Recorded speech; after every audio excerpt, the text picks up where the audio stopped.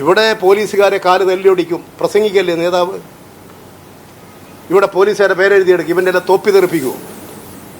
6 മാസം കൊണ്ട് ഇവിടുത്തെ ഇടതുപക്ഷ ഗവൺമെൻറ്റിൻ്റെ ഭരണം അവസാനിപ്പിക്കും. ഇതാര് വരും? BJPയോ? ആരെ വരുത്താനാണ് നിങ്ങൾ ശ്രമം? കോൺഗ്രസ് തപസ് ചെയ്താൽ ഇനി കോൺഗ്രസ് കേരളത്തിൽ തിരിച്ചു വരൂ. കേരളത്തിൽ കോൺഗ്രസിൻ്റെ അധ്യായം അടഞ്ഞു കഴിഞ്ഞു. കേരളത്തിൽ ഇടതുപക്ഷ ജനാധിപത്യ മുന്നണി വീണ്ടും അധികാരത്തിലേക്ക് വരും. ഞങ്ങൾ അഹംഭാവമല്ല പറയുന്നത്. കഴിഞ്ഞ 10 വർഷക്കാലം തുടർച്ചയായി ഒരു ഗവൺമെൻറ് ഭരണം നടത്തി. അതിൻ്റെ നേട്ടങ്ങൾ കേരളം മുഴുവൻ നിറഞ്ഞു നിൽക്കുകയാണ്. തദ്ദേശ സ്വയംഭരണ സ്ഥാപനങ്ങളിലേക്കുള്ള തെരഞ്ഞെടുപ്പ് നടക്കാൻ വേണ്ടി പോകുന്നു. ആ തെരഞ്ഞെടുപ്പിൽ കേരളത്തിൽ നല്ല ഭൂരിപക്ഷത്തോടുകൂടി കേരളത്തിലെ ജനത, എല്ലാ പാർട്ടിയിലും പെട്ട സാധാരണക്കാർ, തൊഴിലാളികൾ, കൃഷിക്കാർ, ഇടത്തരക്കാർ, വ്യവസായികൾ, കച്ചവടക്കാർ, വ്യാപാരികൾ, അവരെല്ലാം ഈ ഗവൺമെൻറ് തന്നെ വരണം എന്നാഗ്രഹിക്കുന്നു. കഴിഞ്ഞ 10 വർഷക്കാലത്തെ അനുഭവത്തിൽ നിന്ന് കേരളം വികസിക്കണമെങ്കിൽ ഈ ഗവൺമെൻറ് തന്നെ വേണം എന്ന് ജനങ്ങൾ ആഗ്രഹിക്കുകയാണ്. ആ മാറ്റം സഹിക്കാൻ കഴിയുന്നില്ല. ആ മാറ്റം ഇല്ലാതാക്കാൻ എന്ത് വേണം? അതാണ് അവരിപ്പോൾ ആലോചിച്ചുകൊണ്ടിരിക്കുന്നത്. അതിൻ്റെ ഭാഗമാണ് വളരെ ശാന്തമായി നിൽക്കുന്ന ഒരു വർഗീയ ചിന്തകളുമില്ലാത്ത കേരളത്തിൽ അത് ഇളക്കിവിടാനുള്ള കുൽസിത ശ്രമം, വ്യക്തിഹത്യ, അപവാദ പ്രചരണങ്ങൾ, മാധ്യമങ്ങളെ ഉപയോഗിക്കൽ, ഇതൊക്കെയാണ് കോൺഗ്രസിൻ്റെ കൈവശമുള്ളത്. അത് ഈ നാട് തിരിച്ചറിയും, ജനങ്ങൾ തിരിച്ചറിയും എന്നാണ് എനിക്ക് പറയാനുള്ളത്. മുതിർന്ന നേതാക്കൾ തമ്മിലുള്ള അതൊരു ചേരിപ്പോരുമല്ല.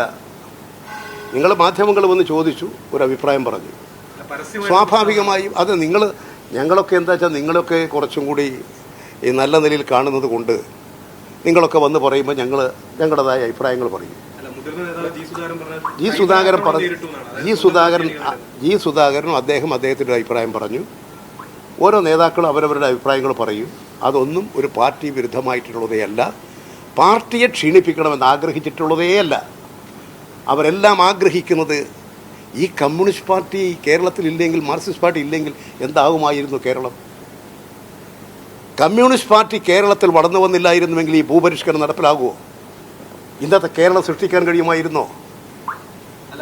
ഇന്നത്തെ കേരളം സൃഷ്ടിച്ചത് ഇടതുപക്ഷമാണ്.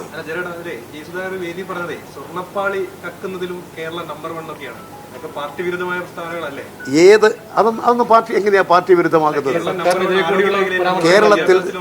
കേരളത്തിൽ ഒരു മഹാകള്ളത്തരം, ഒരു ആസൂത്രിതമായ കള്ളത്തരം നടന്നു ശബരിമലയിൽ. ആ ശബരിമലയിൽ നടന്ന സംഭവങ്ങൾ പുറത്തു കൊണ്ടുവന്നു. അതോടുകൂടി ഗവൺമെൻറ് ശക്തമായ നിലപാട് സ്വീകരിച്ചില്ലേ?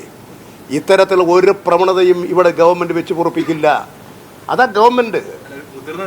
ഒരു മുതിർന്ന നേതാവ് അതെ. ഇതിനു മുമ്പ് ഇതുപോലെ ഏതെങ്കിലും അമ്പലം കണ്ടുപിടിച്ചിട്ടുണ്ടോ ആരെങ്കിലും കേരളത്തിൽ? ഇപ്പോഴാണ് വലിയൊരു കൊള്ള മനസ്സിലായതും കണ്ടുപിടിക്കുന്നതും.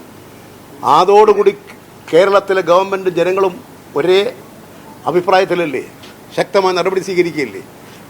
അതിനെല്ലാം എന്തിനാ ദുർവ്യാഖ്യാനിക്കുന്നത്?